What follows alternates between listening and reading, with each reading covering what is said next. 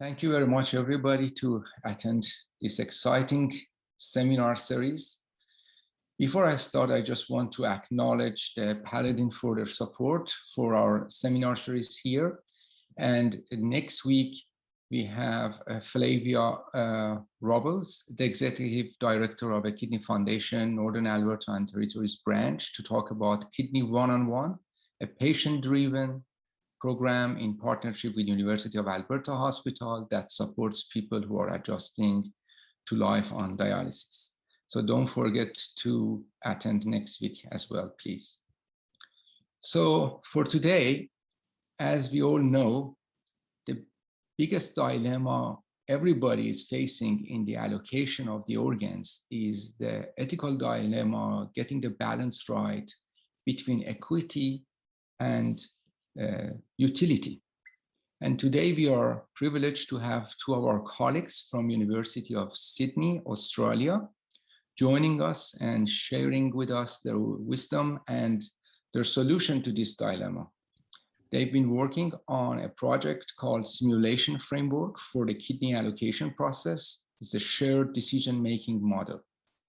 Today we have Professor Wong from University of Sydney, Australia, in the School of Mathematics and Statistics. He's an applied statistician with expertise in statistical bioinformatics. Her research has centered on the development of methods and the application of statistics to problems in omics and biomedical research. She has made contributions to the development of novel statistical methodology and software for the design and analysis of high throughput biotechnical data, including that from microarrays, mass spectrometry, next generation sequencing. Recently, much of her focus has been on integration of multiple biotechnologies with clinical data.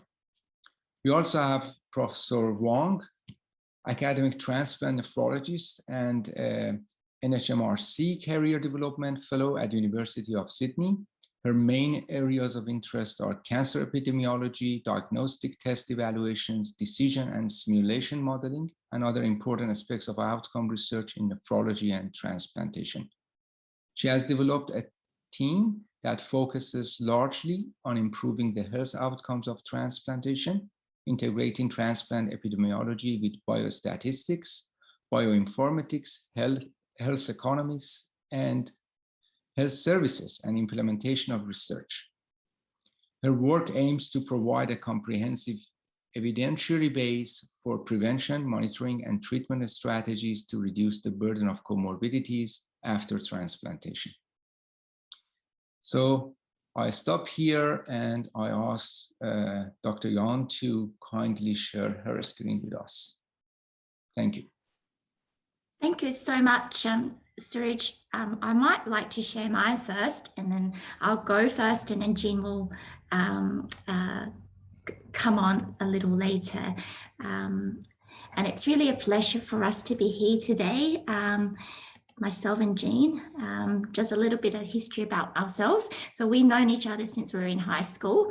We're actually high school friends and had collaborated since now till now. So it was really a pleasure to talk today on the topic on a simulation framework. This is who we are. So Jean belongs to the stats and maths team over at the University of Sydney. I'm at the School of Public Health with my team of epidemiologists in Sydney.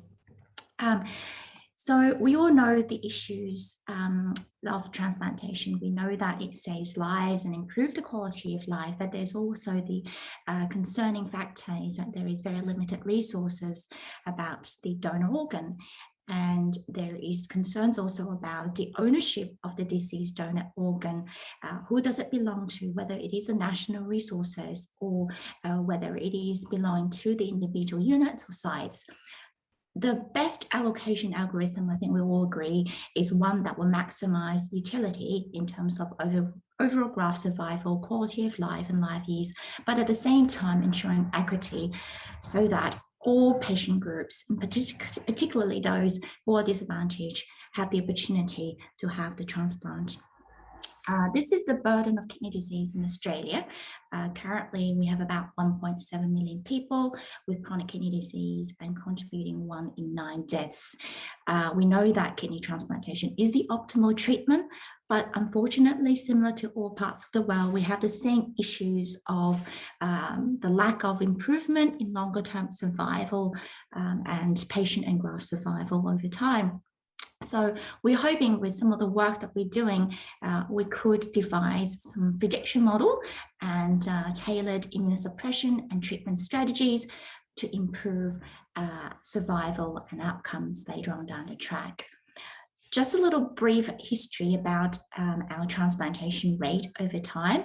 There is an increase in disease donor organ donation and transplantation since 2008, largely due to the establishment of the National and Tissue Authority by the Commonwealth. And you can see that there is a substantial increase by approximately 93% of transplantation rate and also 124% in terms of diseased donor rate. But it comes with baggage. One would say the donor and recipient's characteristics are quite different now compared to many, many years ago, probably similar to the rest of the world. Our national organ allocation was very first one was established in 1995. There is a 2-stage system. First of all, a national, followed by a state-based system. We have now since introduced a new deceased donor allocation in May this year. This is still in a trialing process, really with the aim to balance the equity and utility of donation and allocation. In terms of a waitlisting criteria, we set a specific criteria on our national guidelines based on that of the KDIGO guidelines for transplant candidates. But again, it differs across different parts of the country and also different units. Just going to talk a little bit about the previous allocation, that is before the one that we implemented in May this year. Very much heavily based on HLA matching, the sensitization status to improve the equity, as well as pediatric status. And then when it comes down to the state-based, then we've weighed heavily on the waiting time of our potential candidate on the transplant waiting list. So because of we've had quite a number of concerns over the old allocation algorithm, Jean and I has embarked on a study looking at the role of decision-making in diseased kidney allocation process within Australia for the last 3 years.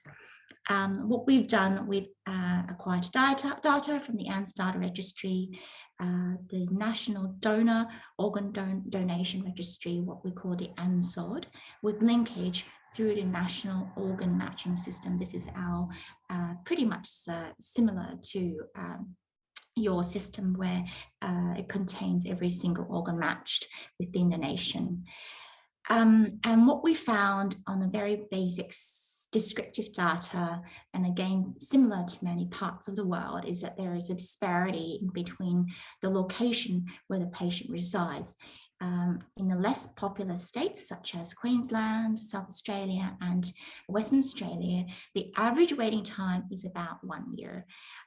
In New South Wales and also in Victoria, which is the eastern part of Australia, the average waiting time for a deceased donor kidney transplant is approximately 4 years. And we know that it doesn't differ by the age and sex of the potential candidates. So you can see from this diagram that there is a substantial 5-year difference, particularly for the very highly sensitized patients by state. Again, when we looked at interaction terms, there's no differences in ethnicity, age, and interestingly, there's also no difference in sex. So given that Australia is a Commonwealth, not individual countries, not 7 individual countries, we really see that there needs to be a cohesion, a collaboration between the different states to say that maybe more shipping needs to be done, and there has to be a balance of fair share to share kidneys across the countries, which we have discussed in this most recent publication. So just to let the description about what the disease allocation, donor allocation algorithm looks like before 2001, May 2001 this year. If you look at the EBTS and KDRI score, it is kind of a bit of a mess. There is no correlation between the EBTS and KDRI. So very young recipient would have received a very old donor graft and vice versa. So we really need to go, and in Australia, we've been starting to talk through the discussion to better allocate donor to better recipients, aim to maximize and minimize non-utility, and to define an algorithm that allows us to have a better organ match. This is work done by Dr. Martin Howe and Matt Sypek. It's currently in press, looking at the community and also health differences in terms of organ donation and allocation in Australia. As you can see here, there are quite clear differences in their preferences. Health professionals preferred maximizing utility, that is more of a longevity match, and minimize the risk of non-utilization. For community, they're very much focused on maximizing the number of transplantation and also ensuring equity, that is priority to those who are the sickest.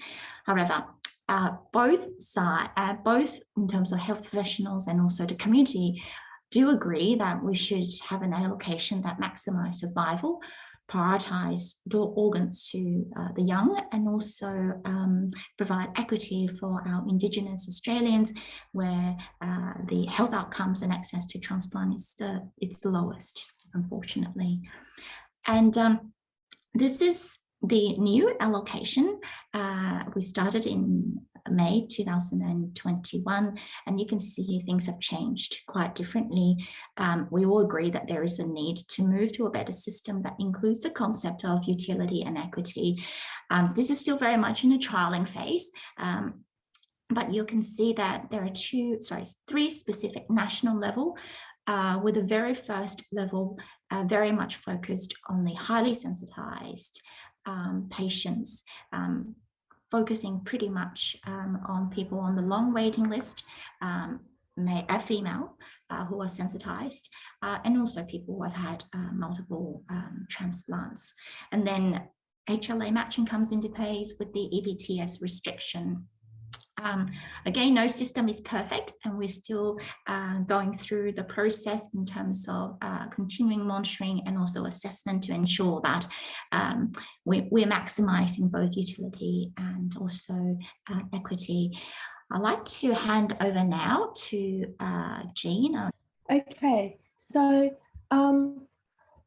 Germaine spoke about Australia now has trialing a new system, and that really, leads straight to next step, which is you're trialing a system, you try to assess it, you're trying to figuring out what is the impact of such system.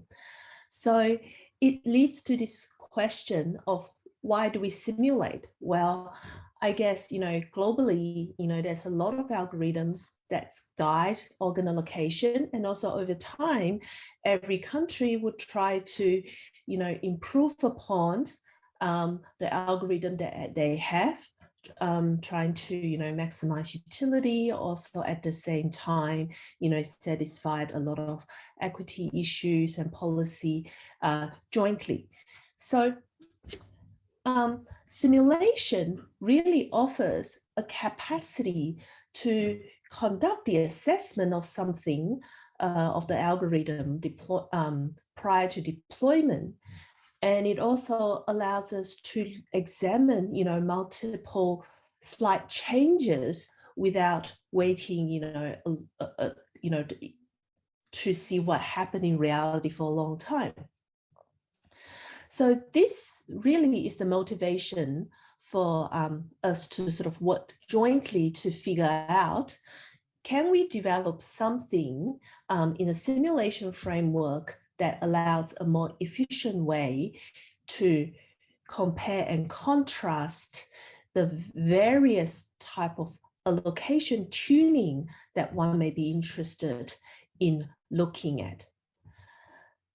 So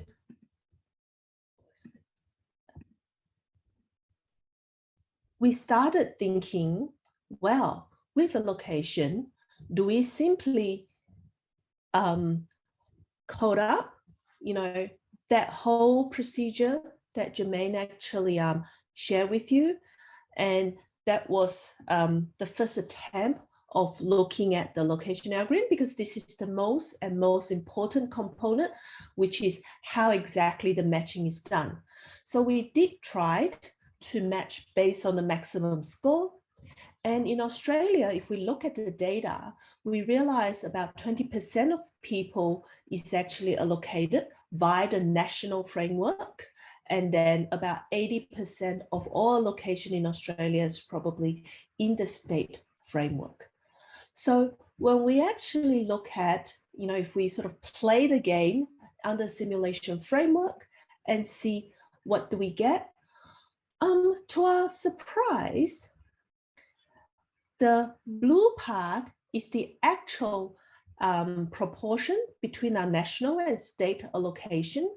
And the orange is the simulation component between the national and state allocation. So this is a sort of a simple criteria to assess whether our simulation actually reflects the actual data, right? So before we can even utilize our simulation to actually make any assessment or we have to demonstrate that our simulation reflects what's going on in reality, because that's what they're set out for. So just simply looking at, the national to state proportion, we realize we are quite off. And it prompts us to think, why? And we realize that when, a candidate was offered a kidney, there are many reasons for them to say yes or no, depending on the health of the recipient, sometimes depending on what they think about the quality of donor. And there is actually a joint decision-making often between the candidate on the wait listing and also the clinician, and putting that decision together. And if you simply look at allocation algorithm, maybe that component hasn't been captured on. So what we really have created by just simply coding the, you can say the workhorse of any allocation algorithm is just one central bit.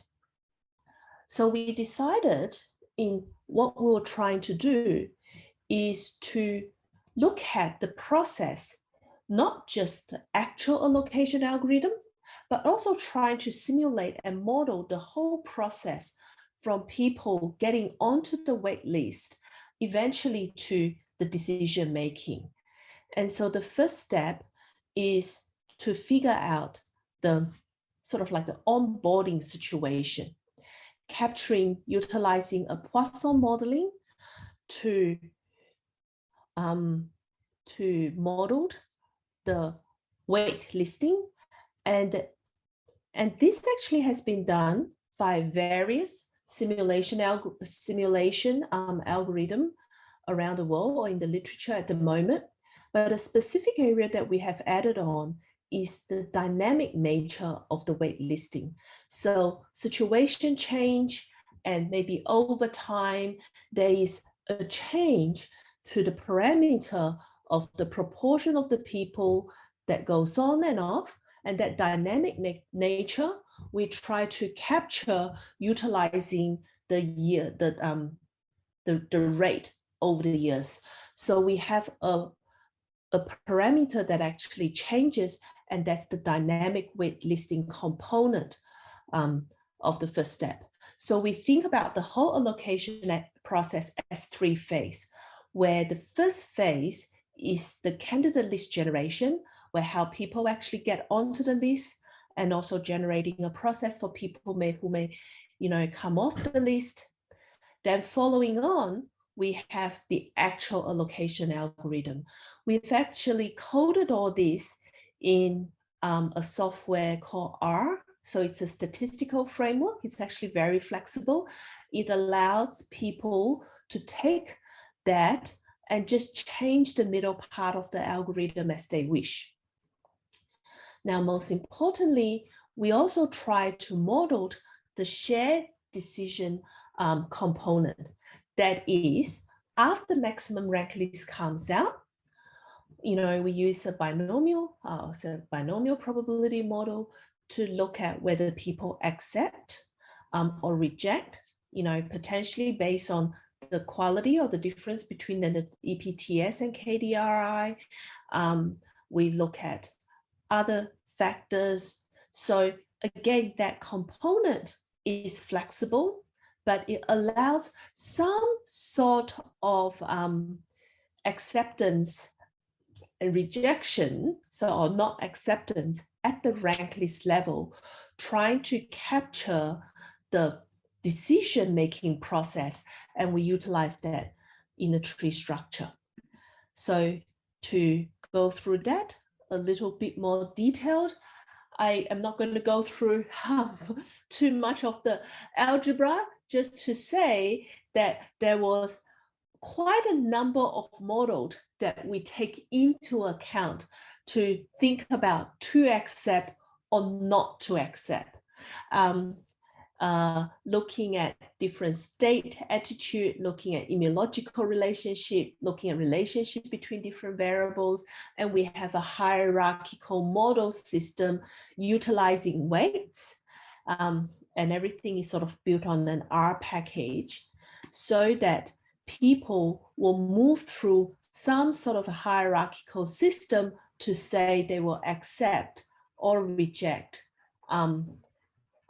that component. So it's the part 3 of the component where we believe human actually makes a decision. Okay. So then the next component is, now that we have created a simulation process, we want to ensure that what we are doing actually makes sense, right? So we talk about that what we motivated to develop these 3-phase things is when we simply coded up the middle allocation part, that the state-based algorithm was really different. So we also developed a whole host of evaluation statistics. That is, we don't simply look at one characteristic. A lot of evaluation, excuse me, out there when it comes to simulation framework. Many people don't. They just evaluate based on how strong the motivation are.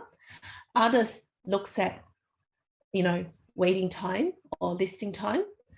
For us, we look at a whole series of information. We look at different characteristics such as sensitized leveled, state and national proportion. We look at the blood group. So we look at a whole bunch of characteristics and we compare the actual values in the real data. And we also look at how this value looks like at the simulation level. And the idea is we want to capture, we're going to be as realistic as we can.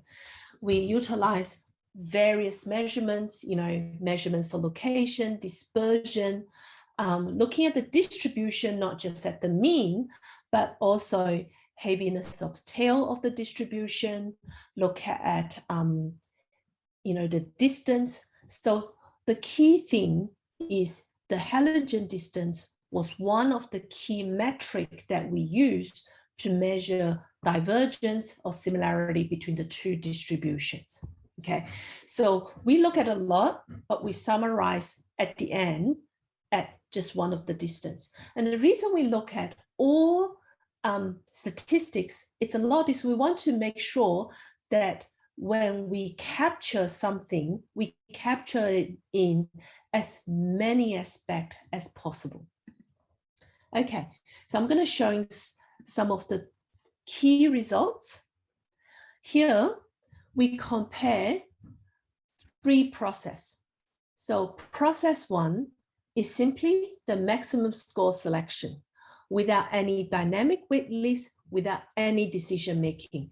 That is, process 1 is just the middle process. Process 2 is decision making without the dynamic wait list. So we just look at the bottom part. And the process 3 is when we have all 3 components. So we look at simply just one component, the middle component. And we also look at what happens if we have 2 components and 3 components. So looking at the pie chart, the actual, you could see straight away by looking at that, even though it's not perfect, capturing process 3, which is the full 3-phase procedure, we are so much closer to the actual component. And that if we have just, used one of them, that is what we've shown before, that's actually quite a lot of difference. So based on this national state proportion, this was the motivating characteristic that started the piece of work. And we thought, so we've been developing and checking this in some sense. This was the characteristic where we tune our algorithm. We sort of say, yeah, maybe with the whole process, the whole modeling procedure that we have created, we're close enough to the actual thing. So then we expanded our evaluation process. And now we look at many other characteristics, focusing on the waiting time. So it's not just the overall waiting time that we're trying to capture. We're really concerned that smaller subpopulation are also captured correctly. So we do stratify the waiting time by different subpopulation, such as the different states. So we look at Western Australia, Victoria, and so on. Let me orientate everyone to the color scheme. It's sort of flipped backwards, but when things are similar, the distance is actually 0, right? Because there's not much difference between the actual and the simulation. So a yellow color or very light color represent very similar of the closeness between the actual and the simulated values. And if you have a dark purple color, then there's a huge difference between the actual and the simulated values. And we are comparing the 3 columns for different subpopulation. So for each of the state, obviously nothing is perfect. We can see that process 3, which is using all 3 phases, it's actually the best model. Under age, looking at the different age group from the pediatric all the way, most of the time we capture the process, EPTS, the sensitization group, capturing the blood group. The 3-way process is just a lot more closer in capturing the waiting time for all the subpopulation. And obviously we go on and look at this information also at risk and so on. So that component talks about how we actually evaluate the simulation, and we feel pretty confident that, at least to our best of our ability, that dynamic nature, we can capture the current Australia allocation algorithm, actually the pre-2021 allocation algorithm. So we look at the power of that application, right? There is a lot of discussion, as Germaine was alluding to, in Australia, to talk about how can we best look at or implement or tune the allocation framework. And there's a move towards utilizing the information of KDPI and EPTS. Different countries are utilizing it in different ways. This is I should have the reference here. So in Australia, we utilized is as a guide previously, and we are talking about what happens. So let's play this sort of for the what if situation. What if we built in now a new allocation rule? So we code up or built up something very similar to what we have, except with a cutoff base. So some risk-based allocation algorithm, so built in the KDPI and the EPTS into the system. So we code up another 4 more algorithm, and I'm going to describe a little bit these 2 types of the risk-based algorithm. One is what we call the cutoff base. This is very similar to the concept of the one that is done in the US at the moment, where, you know, they call it longevity matching. So it's a cut-off risk base where you have a bar, say 20%, and you match the quality of the donor to the relative percentile in the recipient, and you match those people together. And at the same time, obviously this is just an algorithm that we made up. So in this algorithm that we made up, we match the good quality to the good quality, and the remainders, the other 80% to the other 80%. Okay, and so Germaine very early on actually have started some work that looks at this kind of risk-based matching algorithm based on KDRI and EPTS matching, but with different percentile, right? So if you move this on from 20% for 30% and so on, what do you actually see? But we also bring in a different kind of allocation that I call the interval-based matching algorithm. So instead of a specific percentile, the interval-based algorithm looks at a region surrounding it. So this could be, you know, a 10% or 20% interval, depending on the incoming donor. And then this, obviously this interval can be very different. It could be 20%, it can be 40%, it can, you know, and so on. Okay, so we've created 4 different hypothetical matching algorithm, really to illustrate the power of the simulation framework, that you can create as many hypothetical situations that you like to explore, and it allows us to do some form of matching and comparison between them. So moving on to this results. Okay, so what I'm plotting here is the matching between the KDRI and the EPTS. Actually, I think it's more like the KDPI. It's organized into the percentile score. And in the current national allocation algorithm, and this is actually a really good sanity check, you see randomness all across. And I do actually highlight the age by the slight gradient in the color. So we can see that, yes, we can see the that there's a bit of a age group with all the EPTS as everyone would have expected. But there is actually no pattern at all on this graph on the left-hand side, because in our current national algorithm, there wasn't any matching between these two components. Whatever matching that you potentially have, that decision, it's in the shared decision component. However, when you have this longevity matching or the cutoff risk base, then this is the kind of pattern that you have created.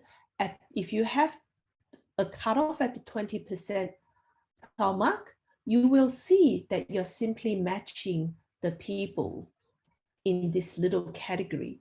And then you can, make a decision, is this what, the committee or the interest group or you believe of interest, right? But at least the simulation shows you this is the consequence of what happened when you implement this algorithm. And this makes sense because we are not allowing that kind of matching on this side. You can obviously increase this percentile to 40%, and you can see that the block changes to that 40% mark because you are mixing it within here, and then you are mixing it for the remaining population. And the interval allocation, when I first explained to Germaine, was a slightly harder concept to capture. And I thought the graph here illustrates the concept a bit better, that with the interval, it depends on the quality of the donor. You simply have a different range all along. So you have a continuous matter. And so with a very narrow range, you will see a very narrow band. And this is the kind of allocation that's actually been allowed under the framework. Obviously, as you increase the band to say 40%, then this band actually increases, and people can think about maybe the difference between this and the national allocation. Maybe that's the kind of picture of the allocation that you want to achieve. You could even think, okay, among this picture, how is it that I want to draw? Excuse me, how do I want to draw? And with that, how can I, code up something to achieve the kind of outcome that I want? Excuse me.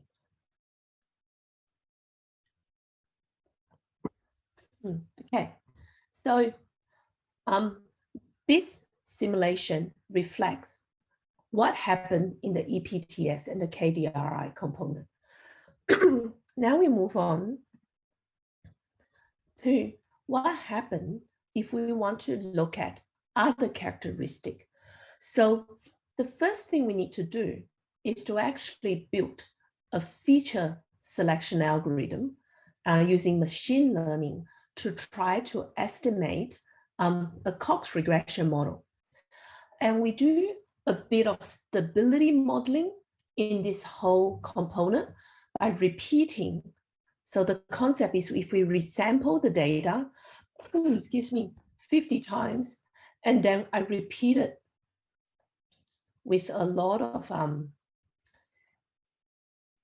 if I create a 50 resample, build the model 50 times, and I look at how often certain characteristics actually comes up.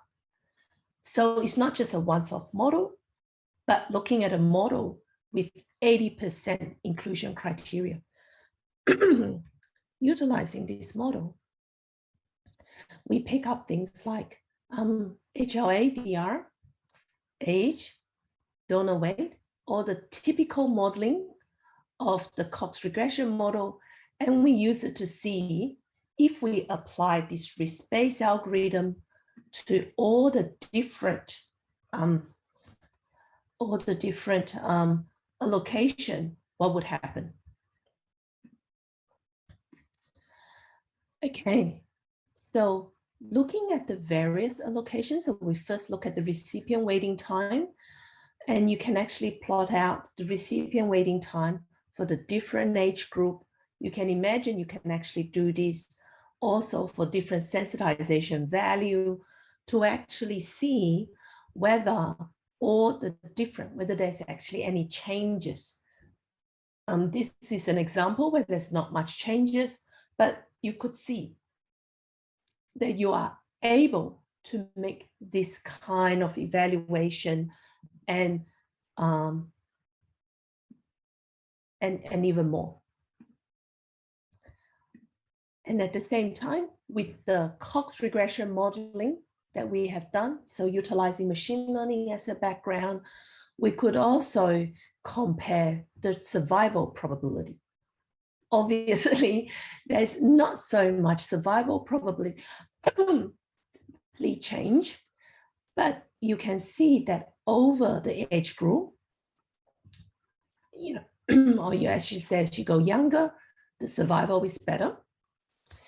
If you look at things a lot closer, there's actually, you know, slight changes, as in the distribution was a bit different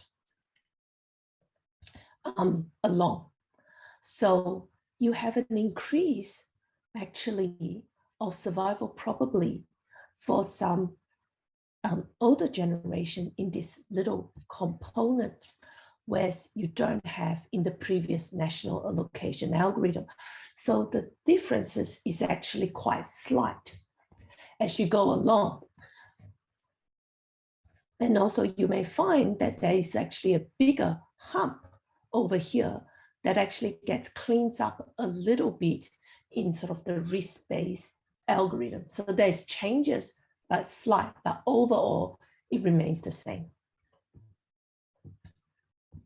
Okay, so moving to conclusion, simKAP, it's a realistic, as we've shown it, sort of flexible, because you can actually put in anything that you can modify all three components in any way you like. The code is totally open source. So if you're interested, you can contact us. We could code up, say, for example, the Canadian or the Alberta allocation, and then plug it straight into the middle component and see how the whole thing actually works. And the further work is looking at different characteristic components. So to summarize everything, in Australia, there's currently a big drive to re-examine organ allocation algorithm. This challenge, we believe, is multidisciplinary. There's a lot of work in the discovery front, and there's also a lot of work required in the implementation front. And, you know, Germaine and I couldn't have done this without, you know, a big team of people, both from the Center for Kidney Research on her end, and also some of very talented PhD students at Sydney Precision Bioinformatics. And I thank you all for your time in listening. And we welcome any question. Great talk. Thank you very much. I'm just waiting to see if there is any questions in the chat box, which I can't see any coming yet. So thank you very much for your presentation. Let me start with my naive question while we are waiting for the real questions to come from the audience. So am I right to say basically you develop a simulation model which you can bring various variables to your model and then try to see how that new sort of variable is going to change the allocation in the virtual in the model you have? Is this the sort of a fair understanding of what you've done, or I completely missed it? No, I think you got it right. So we develop a simulation model, and it's a three-part model. So this three-part model modeling how people come in, and then the actual algorithm. So the actual algorithm, we simply just take whatever that's out there, and then we also try to model a joint decision-making system. Obviously, the joint decision-making system can be turned off. You can say, look, in R, like for example, let's say in Alberta, we don't have a joint decision-making system, so we don't need to utilize that. We just use maximize. So people can tune, all the component can be turned off and on. And at least we validated this based on the Australian data that says, okay, if we take Australian data, put through the simulation, then based on a whole bunch of characteristics, we're very similar to the real data. Okay, now if we trust our simulation framework, really we're validating the first part and the third part, right? So if we trust this simulation framework, then we can tune the middle part, right? We can change it into a risk-based algorithm. We can introduce policy into the system. And then we're just going to see if we run it again with different policies and different outcome, how does it impact waitlist? How does it impact survival? And that's what that last graph is actually about. You know, if we do something like that, how does it actually impact survival for different age group? You know, because maybe certain age group don't want to be totally, you know, affected. So you want to see slight changes, but you also don't want to have drastic change that really, or maybe you do, that really shake the system up. So this kind of subtle risk-based, I don't think have huge overall changes, at least this is what our simulations show, but it actually affects maybe subpopulation, as you can see from this distribution. Great. So am I right to say your survival is based on EPTS? It's not the actual survival. When you say, for example, changing a variable in this model might change the survival, that means based on the EPTS, estimation of the post-transplant survival. Am I right? Not the actual survival of those patients who received the kidney. It's an estimated survival. It's actually the predicted survival probability because none of this patient happened, right? This is a simulated pair. So a simulated donor, a simulated recipient pair. We have a machine learning model. So I didn't go into detail of that. There's like well, I mean, I described it. So it's a Cox proportion model like most people use this. The only difference is we train it like multiple times and we look for stability in the features that we use. So I have a little bit more stability in that. So utilizing a very stable model, we then say, okay, we plug in all these hypothetical recipient and a hypothetical donor. What is their survival probability? So I can see there are some questions coming. Let me go through that. A two-part question. Part one is, have you presented your work to the relevant authorities in Australia? That's a part one. And the part two is, if so, have you been able to influence the change in national distribution rules or logic? I might jump in that question. Highly political, as you know, in this space. In fact, actually, we started this work commissioned by the Transplantation Society of Australia and New Zealand. We wanted really, the transplant community really wanted a change. And that was presented as original data. Some of the earlier simulation data was actually presented to one of the annual meetings. And because of that, I think that has led to some of the minor tweaks to the disease donor allocation that occurred actually in May this year. Any change to any policy requires very tiny baby steps. And I think we're moving in the right direction, but we haven't made a drastic change as yet, but we're hoping so in the future. Great. So the next question is, given that you see differences in survival outcomes under different models, does this mean different allocation methods should be used, for example, for different age groups? Why? This is Germaine, feel free to jump in. I think this is actually quite a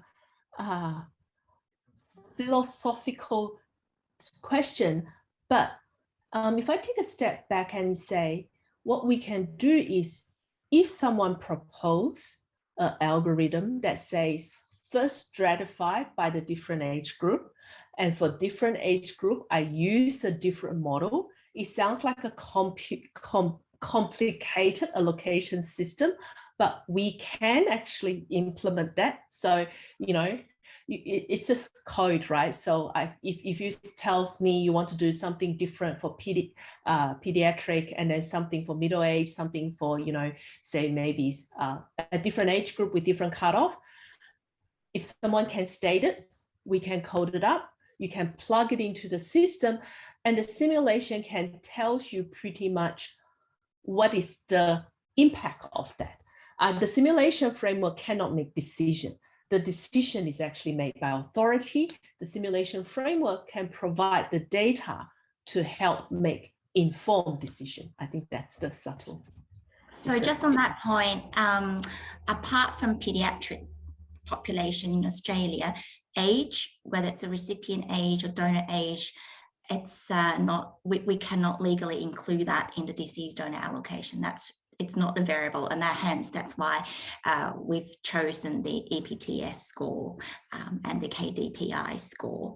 Despite within those scores, as we all know, age is the strongest variable that predicts outcome.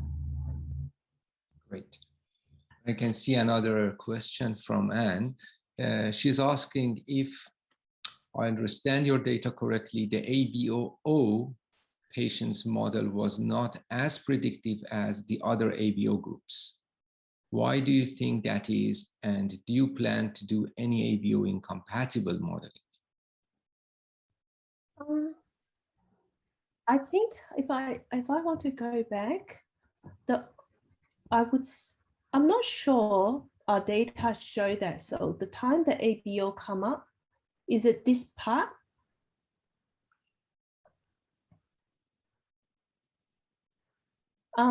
So can I just check with Anne? Is this the bit that is this the slide you're referring to? I can't see your slides, but it was the one with all the color boxes, which I liked very much. I liked your colors you picked. And so it had like a slightly more green as opposed to, I can't remember exactly the color coding, but yeah. And I don't know if that's, am I interpreting that correctly? That meant that the O wasn't as close as the other blood groups O was the best. modeling? Oh, it was the best. Oh my gosh. Oh, it was the best. So the star okay, was so the why best. do you think that is? Yeah. No, we so actually have ABO incompatible modeling inside. You've got it right. So we have ABO incompatible modeling inside. So we have a matrix that looks at probability for O to O. So we have a matrix that capture the sort of the transition between the blood group, what's allowed, and under tough situation, what would be allowed. So that was done in consultation with Germaine, what typically measures. So we built ABO modeling into that decision framework system. And that's part of the reason why the blood group work was so good, was because that was okay. Okay, so the A and B were slightly less predictive then. I had it opposite. Yes. A and B, well, I guess I don't think it's fair to compare between A, B, and O. What we are trying to compare is between the columns, which is if you take A, B, and O modeling together, then it actually, so the third column, the last column, actually take the compatible modeling. And with the compatibility modeling, it's better than no compatibility modeling. It's the take-home message from there. So 1 and 2 doesn't have that compatibility modeling in it, and it's not as good as you're right. So in the simulation that we did discover that without putting ABO in, simulation don't work as well, because people take that into account. Yeah, all right, I understand now. Thank you so much. Just on that note, Anne, I think ABO incompatible allocation is not allowed in the current allocation unless for the very, very highly sensitized patients and also those that are on the urgent listing in Australia, probably similar to Canada. Yeah, I think it's quite program dependent across Canada too. I think since our national paired exchange, we do very little at least in Alberta, Sarush would be able to talk more about that than me, I think. And actually, I think you have some experience with that too, but in other places. But I think we used to do more like A2 into other blood groups before we had our national living donor paired exchange program, but I don't know that we've done it in a long time. No, we haven't. You're right.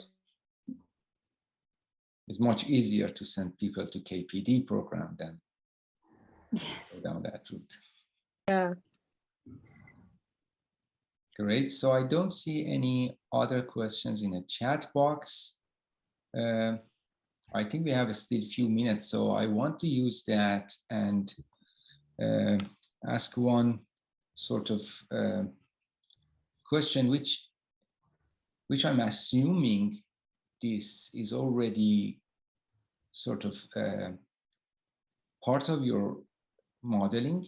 You're using EPTS and you're using KDRI or KDPI. Am I right? You're using your Australian validated. These are different from the American ones, or is this the same you used? This is the Australian one. This is the validated Australian one. Yes. So if, for example, we want to use your modeling in Alberta or in Canada, do we need to go through that process first and come up with the EPTS modeling, which is validated in Canada, and come up with the KDPRI, which is validated in Canada, and then use your modeling? Excuse me. Our modeling, the EPTS and KDRI modeling, is in the second part, the allocation algorithm. So the allocation algorithm for Australia won't work for it won't work for Canada anyway, because you have a different allocation algorithm. But what I'm saying is, you know, if you have a rule, then you could code up that rule and plug it into to use this system, right? So the middle part, and it actually puts it into the situation, we can look at a cohort, and then we can imagine if this cohort was thrown into a Canada algorithm or US algorithm or Australian algorithm, you know, what would happen? So simulation is just hypothetical, so you can make up anything, and how realistic you want to make this up depends on you. So you could play the virtual game of saying that, okay, what would happen if I use the EPTS from Australia? What would happen? Obviously, probably not as good as if you build up one, your own, but certainly you are able to compare if that's what you wish to. Thank you very much. I don't see any other questions coming. Thank you very much for your time. And for the audience, please do not forget to join us next week for another interesting talk.